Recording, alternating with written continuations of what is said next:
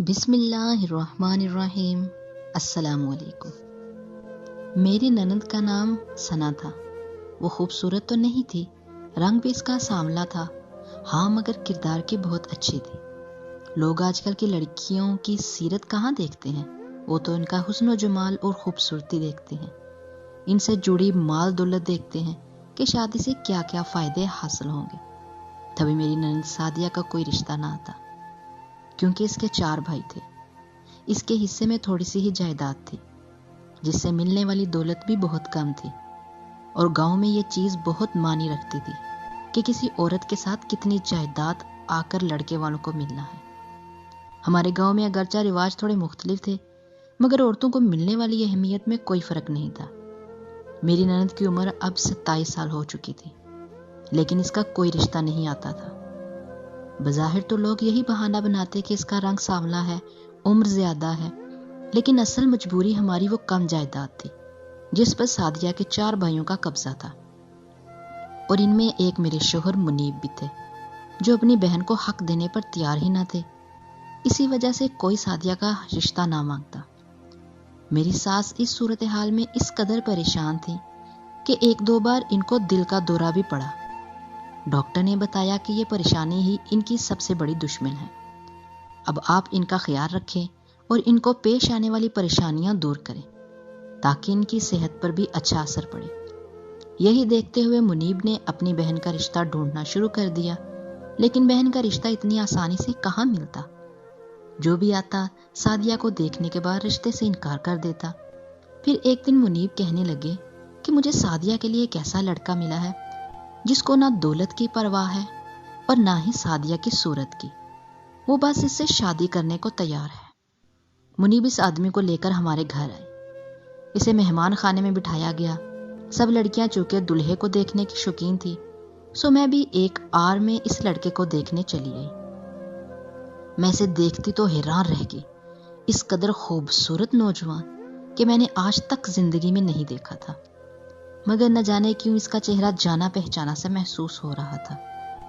میں نے دیکھا تو وہ لڑکا گورا چٹا اور انتہائی خوبصورت تھا۔ اس کے نین نقش ایسے تھے جیسے کسی نے اپنے ہاتھ سے تراش کر بنائے ہوں۔ سب لڑکیاں اسے دیکھ کر دم بخود رہ گئی۔ کسی کو یقین نہیں آ رہا تھا کہ ثنا کا شوہر یہ لڑکا بھی ہو سکتا ہے۔ ثنا کا سبھی مذاق اڑانے لگے۔ ہور کے پہلو میں لنگور والی مثال تو سنی تھی، لیکن یہ نہیں سنا تھا کہ لنگورنی کو بھی کوئی شہزادہ مل سکتا ہے۔ سبھی لوگ ہنس رہے تھے، ثنا کا مذاق اڑا رہے تھے۔ جبکہ ثنا کی ماں سے پوچھا گیا تو انہوں نے اس رشتے صاف انکار کر کے ہم سب کو اور زیادہ حیران کر دیا۔ انہوں نے کہا کہ اس قدر خوبصورت مرد کے ساتھ میری بیٹی کی جوڑی کچھ عجیب سی لگے گی۔ وہ ساری زندگی سے کم صورتی کے تانے دیتا رہے گا، اس سے اچھا ہے کہ میری بیٹی کنواری ہی رہے۔ منیب نے اپنی ماں کو سمجھانے کی بہت کوشش کی۔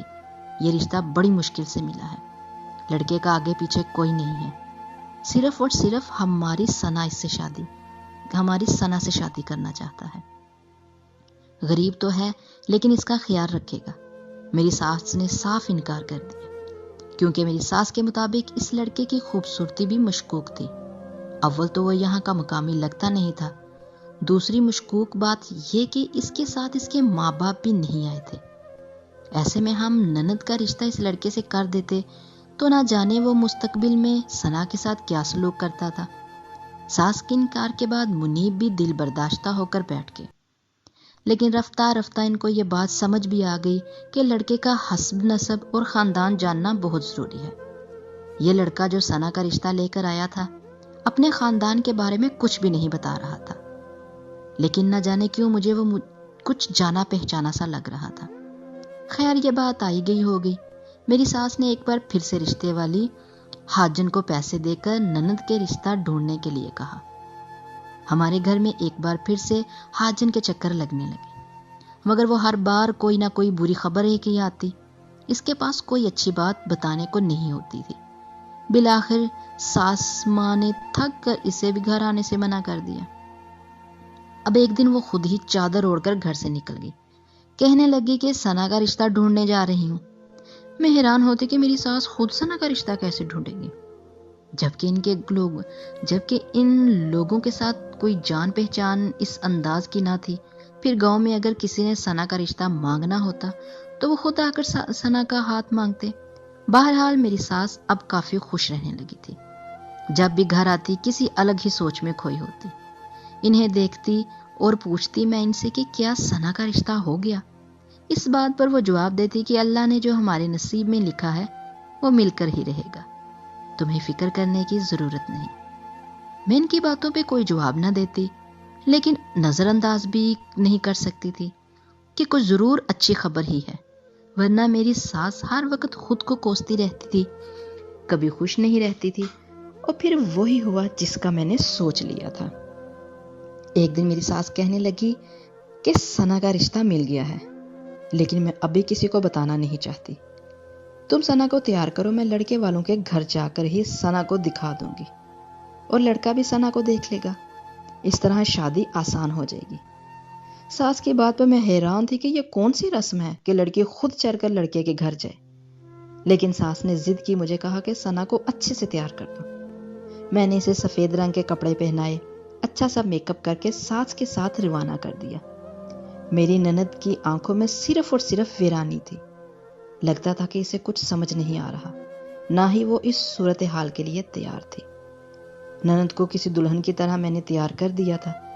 منیب اور باقی دیور گھر پر نہیں تھے، اس لیے کسی نے ساس کو روکا بھی نہیں، اور وہ صبح 8 بجے ثنا کو لے کر گھر سے چلی گئی۔ میں دن کا کھانا بنا کر ان کا انتظار کر رہی تھی کہ یہ لوگ کب واپس آئیں گے، مگر رات کے 8 بج گئے۔ سب لوگ گھر آ گئے، ساس اور ثنا ابھی تک گھر نہیں آئی۔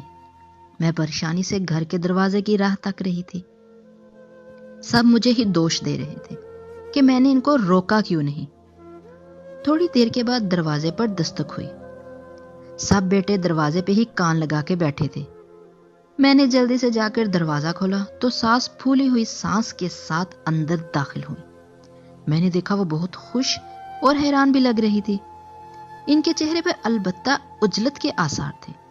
سب بیٹے اماں جی کے گرد اکٹھے ہو گئے اور پوچھنے لگے کہ وہ کہاں گئی تھی اور سعدیہ کہاں ہے۔ ساس نے کسی کو کچھ بتانے سے انکار کر دیا اور اپنے کمرے میں چلی گئی۔ تھوڑی دیر کے بعد میں اور منیب کھانا لے کر ان کے کمرے میں گئے۔ باقی دیور تو پریشانی میں ہی بیٹھے رہے۔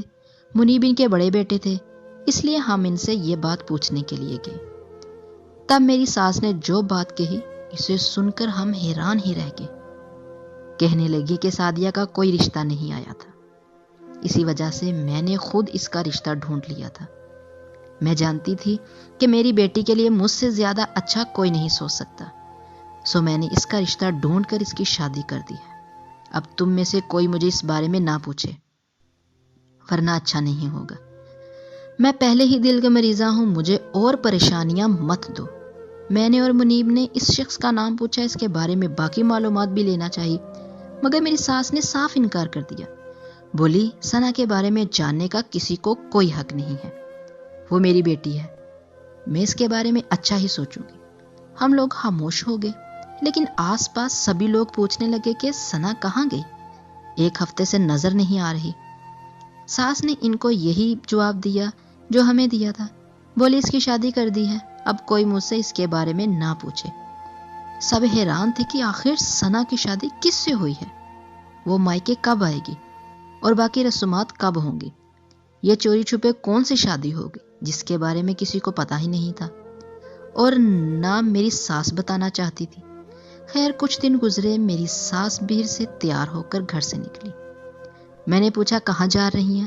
بولی آج تمہاری نند کو لینے جا رہی ہوں، میری بیٹی نہ جانے کیسی ہوگی جہاں اس کی شادی ہے، امید تو یہی ہے کہ وہ خوش ہوگی، لیکن پھر بھی میں بیٹی کی ماں ہوں، اس کے بارے میں پتہ کرنے کا حق مجھ کو ہے، تم گھر کا خیال رکھنا۔ اتنا کہہ کر وہ گھر سے نکل گئی۔ میں خوش تھی کہ چلو اتنے دن کے بعد ثنا کی صورت دیکھنے کو ملے گی، اس سے میں خود پوچھ لوں گی کہ اس کی شادی کس سے ہوئی ہے، یا اس کی شادی ہوئی بھی ہے یا نہیں۔ ٹھیک 2-3 گھنٹے بعد میری ساس ثنا کو لے کر گھر میں داخل ہوئی تو میں ثنا کی بناوٹ دیکھ کر حیران رہ گئی۔ وہ بے انتہا خوبصورت دلکش لگ رہی تھی، سونے کے زیورات میں لدی ہوئی تھی، اور اس کا چہرہ 14ویں کے چاند کی طرح دمک رہا تھا۔ اس کے سانولے رنگ کا تو کسی کو احساس ہی نہ رہا، وہ جیسے کوئی آسمان سے اتری ہوئی حور لگ رہی تھی۔ اس نے مجھے دیکھا تو دوڑ کر میرے گلے لگ گئی۔ میں نے اسے شادی کی مبارکباد دی تو وہ شرمانے لگی۔ میں نے اس کے شوہر کا نام پوچھا تو اس نے نہیں بتایا، بولی کہ اماں نے منع کیا ہے۔ میں یہ سب کسی کو بتا نہیں سکتی۔ گاؤں کی باقی لڑکیاں بھی ثنا کو دیکھنے اکٹھی ہو گئی، سب اس کے ارد گرد جمع اس کی تعریفیں کر رہی تھی، اس کی شادی کے بارے میں اس سے سوال جواب ہو رہے تھے، مگر ثنا تھی کہ کچھ بتا نہیں رہی۔ وہ صرف اور صرف ایک ہی بات کہتی کہ اماں نے میرے شوہر کا نام یا کسی کو بتانے سے منع کیا ہے۔ ہم لوگوں نے اس کی خاطر تواضع کی۔ ثنا کو ٹھیک 1 دن کے بعد واپس اپنے سسرال جانا تھا۔ سسرال جاتے ہوئے ثنا کچھ اداس تو ہوئی، مگر اس کے چہرے پر خوشی کے رنگ نمایاں تھے۔ میں جب اس کے ساتھ جانے لگی تو میری ساس نے سختی سے مجھے جھڑک دیا اور بولی، ثنا کے ساتھ کوئی نہیں جائے گا، میں اسے لے کر خود اس کے سسرال چھوڑ آؤں گی۔ خبردار جو کسی نے میرا پیچھا کیا، تم میں سے کسی کو اس کے سسرال کی بھنک بھی نہیں پڑنا چاہیے۔ میں حیران تھی کہ میری ساس آخر شادی کے بعد بھی نند کا رشتہ اور سسرال کیوں چھپا رہی ہیں؟ اس میں راز کیا ہے؟ سب لوگوں کے ذہن میں یہی سوال تھا، پر ہم لوگ کچھ کر بھی نہیں سکتے تھے کہ ساس دل کی مریضہ تھی۔ اس سے پریشانی والی بات کرنا ان کی موت کو دعوت دینے کے مترادف تھا۔ 1 ہفتے کے بعد ثنا دوبارہ میری ساس کے ساتھ گھر آئی۔ اب کی بار تو اس کے ٹھاٹ باٹ دیکھ کر سچ بات ہے کہ مجھے بھی حسد ہونے لگا تھا۔ وہ اس بار بھی سونے کے زیورات میں لدی ہوئی تھی، اور اس بار کو زیورات اس نے پہن رکھے تھے وہ مختلف تھے، ان کا ڈیزائن اور رنگ بھی مختلف تھا، مطلب کہ یہ اور زیورات تھے۔ سب لڑکیاں اپنے دانتوں تلے انگلیاں دبا کر رہ گئی تھیں، جبکہ مجھے بھی الگ سے تانے ملنے لگے کہ مجھے اپنی نند کا سسرال بھی نہیں معلوم۔ تب میں کہتی کہ جب اس کے بھائیوں کو نہیں پتا تو مجھے کیسے معلوم ہوگا؟ خیر، میں نے لوگوں کے تانے سن سن کر سوچ لیا میں منیب سے اس بارے میں بات ضرور کروں گی کہ وہ اپنی ماں سے پوچھے کہ آخر ثنا کا شوہر کون ہے، ہمیں یہ بات کیوں نہیں بتائی جا رہی۔ گاؤں کے لوگ عجیب عجیب باتیں بنا رہے تھے۔ رات کو میں نے منیب سے یہ بات کی تو وہ کہنے لگے کہ تم اس سب کا ذکر اماں سے مت کرنا، میں خفیہ طور پر تحقیق کر رہا ہوں۔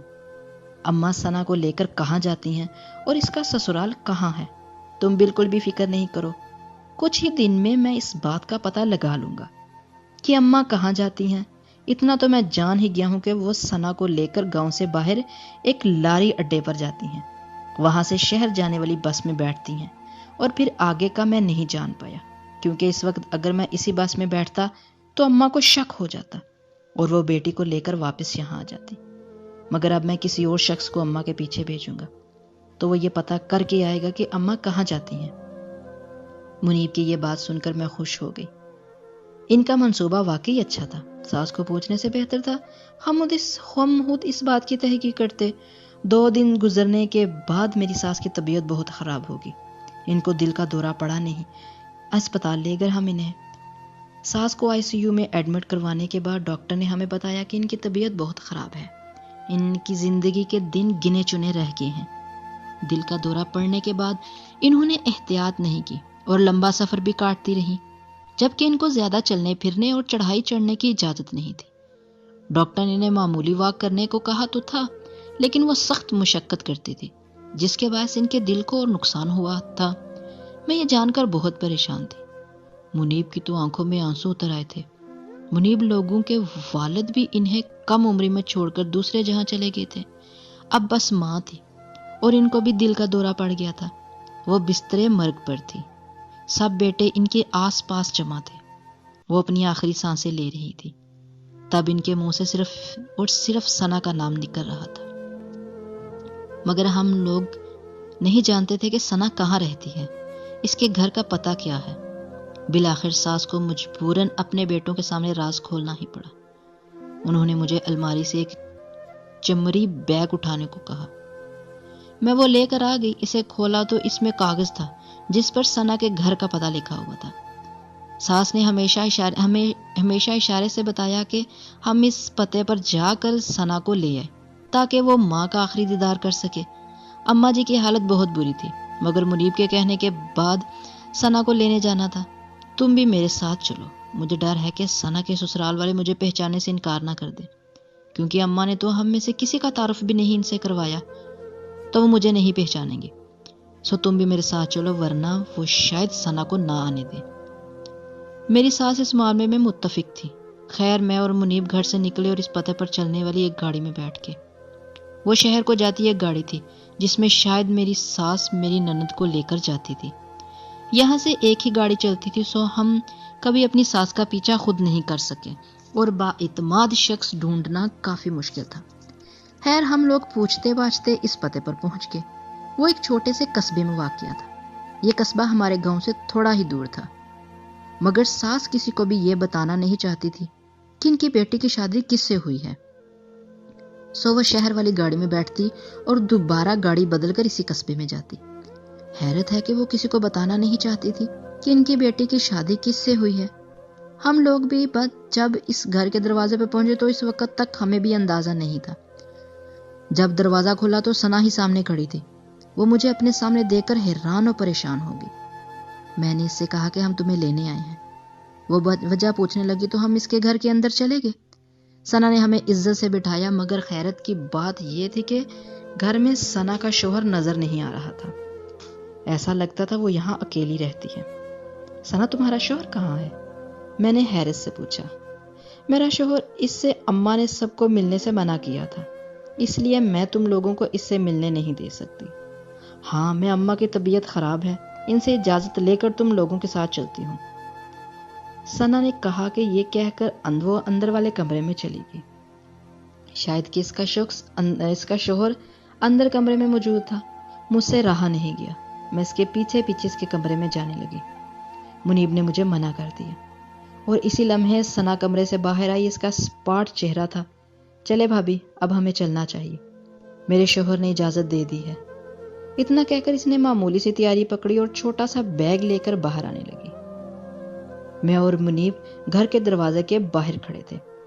تب اس نے اپنے شوہر کو آواز دی کہ وہ آ کر دروازے کو اندر سے کنڈی لگا کر بند کر دے۔ دروازے کے باہر ہلکی سی جالی تھی۔ آواز سن کر اس کا شوہر جلدی سے باہر آیا اور دروازہ بند کرنے لگا۔ میری نند نے اشارہ کیا کہ میں اسے نہ دیکھوں، مگر میں تو یہ راز جاننا چاہتی تھی، سو میں اور منیب رخ ادھر ادھر کر کے کھڑے ہو گئے اور پھر اس کے شوہر پر نظر پڑتے ہی ہم دونوں کی جان نکل گئی۔ یہ تو گاؤں کا لال بہادر تھا جو کسی اور علاقے سے اس گاؤں میں آیا تھا اور لوگوں سے بھیک مانگا کرتا تھا۔ اس نے امیروں غریبوں ہر ایک سے اپنی بھیک مانگی اور ہیرات کے نام پر یہ کافی پیسہ جمع کرتا گیا۔ ایک بار لوگوں نے بتایا کہ وہ لاکھوں کی جائیداد کا مالک ہے۔ یہ سب اس نے بھیک مانگ کر اکٹھا کیا ہے۔ سب لوگ حیران ہو گئے۔ خان بہادر کو یہ جان کر سب نے بھیک دینا بند کر دی اور وہ گاؤں سے چلا گیا تھا۔ خدا جانے اس نے اپنی جائیداد کا کیا کیا تھا اور وہ ہماری ساس کو کیسے ملا، اس نے یہ لت کیسے چھوڑی اور اس کی شادی میری نند سے کیسے ہوئی۔ یقیناً اگر میری ساس میری نند کی شادی لال بہادر سے کرنے کا کہتی تو سبھی لوگ اس بات پر ناراض ہوتے، کیونکہ وہ ایک بھیکاری تھا۔ مگر اللہ کے دربار میں توبہ قبول کی جاتی ہے، تو پھر انسانوں کو بھی دوسروں کی غلطیوں کو معاف کرنا چاہیے۔ میری ساس نے بھی لال بہادر خان کی توبہ کی یقین دہانی کرتے ہوئے اپنی بیٹی کی شادی اس سے کر دی کہ لال بہادر خان بڑا ہی مشہور جانا پہچانا شخص تھا۔ آس پاس کے قصبوں میں سبھی اسے پہچانتے تھے، سو کوئی اسے اپنی بیٹی دینے کو تیار نہیں تھا۔ تب لال بہادر نے میری ساس سے منت کی تو انہوں نے اپنی بیٹی لال بہادر خان کے ہاتھ میں دے دی اور اب وہ عیاشی کی زندگی گزار رہی تھی، شاید ان سے بھی زیادہ آرام دہ زندگی جن کے شوہر لال بہادر خان جیسوں کو بھیک دیتے ہیں۔ بے شک جو قسمت میں لکھا ہو وہی ہوتا ہے۔ امید ہے ہماری آج کی سٹوری آپ کو ضرور پسند آئی ہوگی۔ ایک نئی سٹوری کے ساتھ آپ کی خدمت میں پھر حاضر ہوں گے۔ تب تک کے لیے اللہ حافظ۔